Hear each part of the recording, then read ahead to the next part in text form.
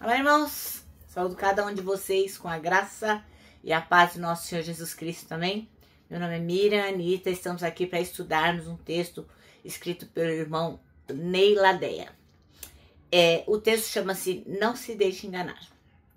E foi escrito para o Manancial, que é um livro publicado pela União Feminina Missionária Batista do Brasil, que oferece mensagens escritas através da palavra de Deus, que é a Bíblia, com o objetivo de inspirar, confortar, fortalecer e edificar espiritualmente a sua vida, a minha vida.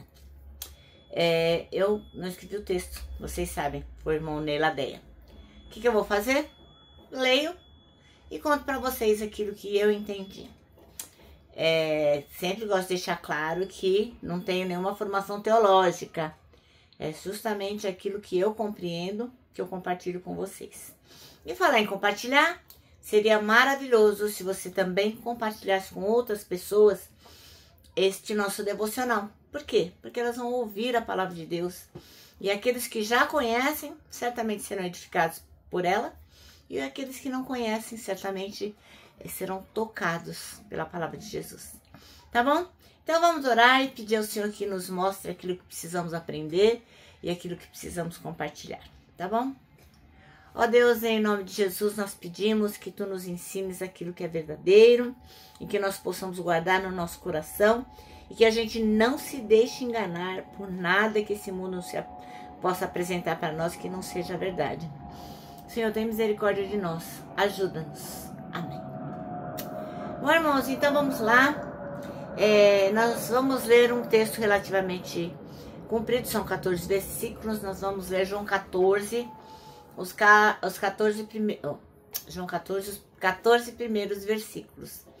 E é uma passagem muito profunda, muito reconfortante da palavra de Deus, marcada pelo quê? Pela esperança, por revelações a respeito da identidade de quem é Jesus Cristo.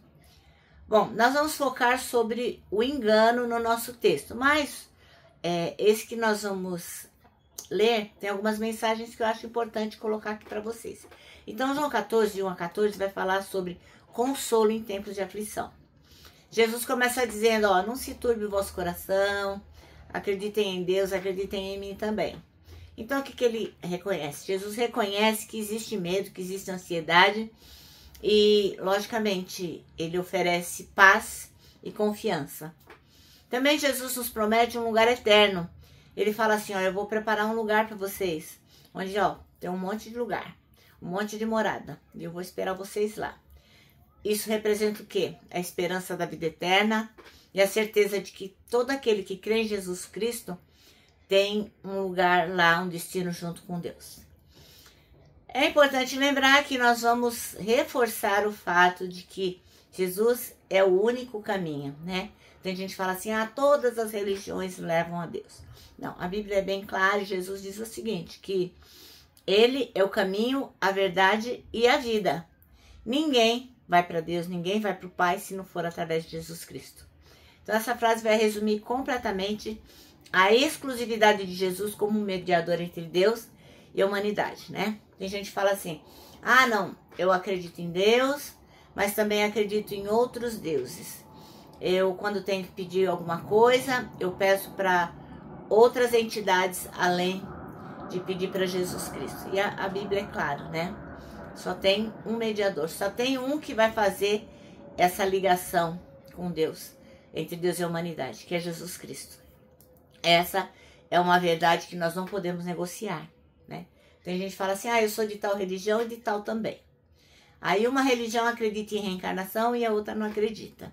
Mas eu sou das duas, porque todos os caminhos levam a Deus. Então nós temos que prestar atenção naquilo que nós realmente acreditamos. E aquilo que a gente se propõe a acreditar, nós temos que seguir como verdade eterna. Não dá para estar com um pé em cada barco, que uma hora vai dar ruim.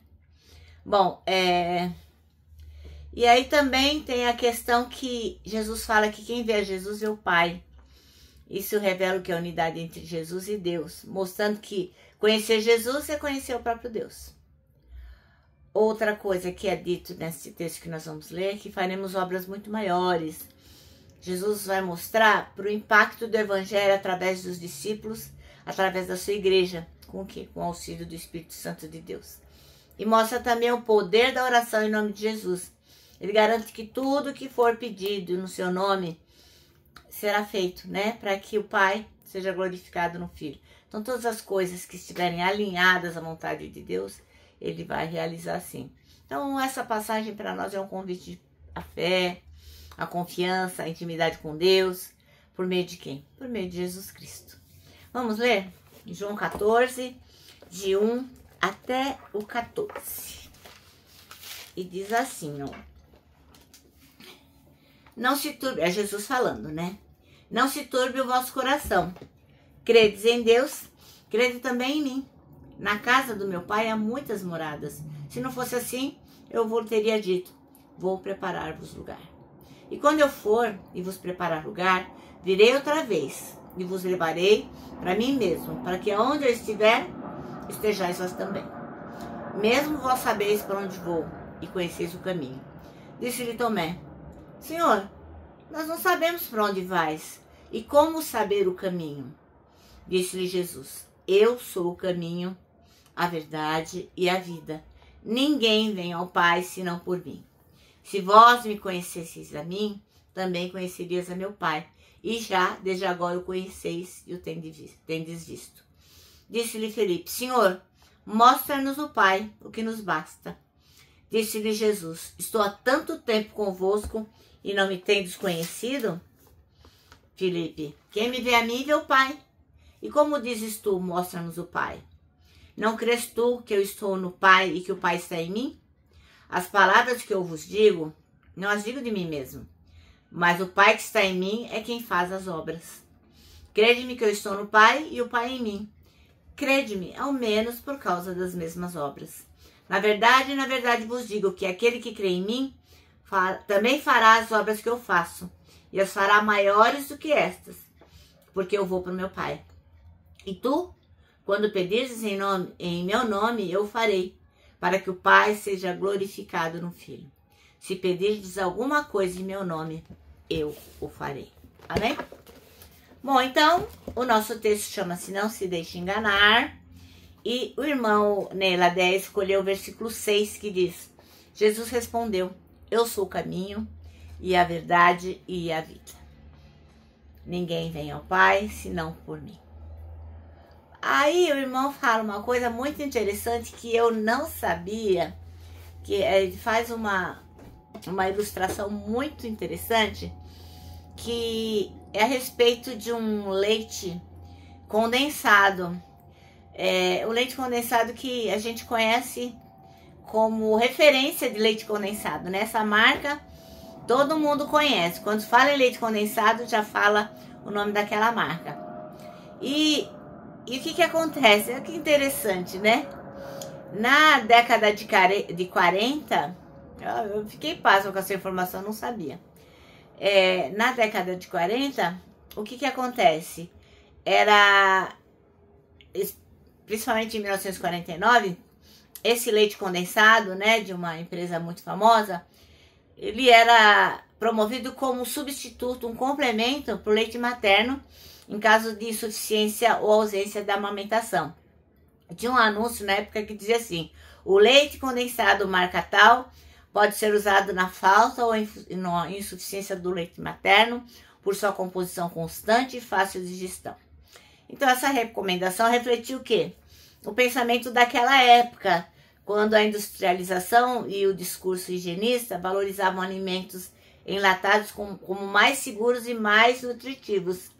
E o leite condensado, então, era visto como rico em energia, fácil de conservar, um alimento confiável para bebês, segundo aqueles médicos daquela época, né? Uma alternativa prática, né, diante da falta da infraestrutura para conservar o leite fresco. Mas hoje a gente sabe que isso não é certo, né? O leite condensado, ele é muito rico em açúcar e não possui os nutrientes essenciais do leite materno. Então, a Organização Mundial da Saúde diz que não tem nada melhor que o leite materno, né? E ele deve ser exclusivo até os 6 meses de idade. Imagina, a gente nem imagina, né? Alguém alimentando um bebezinho com leite condensado. Bom, então, o irmão fala o seguinte, que a gente hoje acha um absurdo, né? A gente olhar aquele tipo de propaganda, mas naquela época era certo, e era o que as pessoas faziam. Então, enganar significa induzir alguém ao erro, fazer que uma verdade não é verdade, ou que uma mentira é verdade, né? Então, o que é certo fica ocultado. E no texto aqui de João 8,44, vou ver aqui, João 8,44, diz o seguinte, 8,44. Vós tendes por pai ao diabo, e quereis satisfazer os desejos do vosso pai. Ele foi homicida desde o princípio e não se firmou na verdade, porque não há verdade nele. Quando ele profere mentira, fala do que é próprio, porque é mentiroso e pai da mentira. Então, logicamente, que o diabo, o nosso inimigo, ele é o pai do engano. E a gente é enganado o tempo todo. Pela propaganda, pelas mídias sociais. O tempo todo a gente está ouvindo coisas que acabam nos enganando. Por exemplo, o ovo já foi a fonte de saúde. Depois o ovo foi o vilão da saúde. Depois manda ingerir 10 ovos por dia. Depois diz que não pode por causa do colesterol. Enfim, colesterol. Então a gente acaba sendo enganado o tempo inteiro, né? E o que acontece? Veste o errado de certo veste o certo de errado. Não. Veste o errado de certo e a gente mostra, vai acreditando, né? E a gente não sabe nem onde vai parar. Então, muitas vezes a gente mente pra gente mesmo. A gente cria falsas expectativas, falsas justificativas para quê? Para alcançar aquilo que a gente quer. A gente mente para nós, né? E a gente vai se tornando egoísta sem que isso acabe pesando na nossa consciência. A gente é enganado pelo diabo, pelo inimigo, que continua nos tentando, continua mostrando o caminho mais fácil, o caminho que vai nos agradar mais. Então, meu irmão, minha irmã, é preciso combater a mentira com a verdade. Jesus Cristo é a verdade. Jesus Cristo, nosso Senhor, é a verdade. Só que nós só vamos poder combater a mentira com a verdade se nós lermos a palavra, se nós tivermos uma conexão com Deus, se nós soubermos o que Ele tem para dizer. Então, a palavra de Deus é a nossa arma contra Satanás e os seus demônios. Então, o que nós temos que fazer? Fazer uso dela. Amém? Bom, nosso manancial termina assim, ó. O único jeito de não ser enganado é conhecer a verdade. E a verdade é quem? É Jesus Cristo. Bom, agora vou terminar deixando aqui meu abraço diário de urso, ó.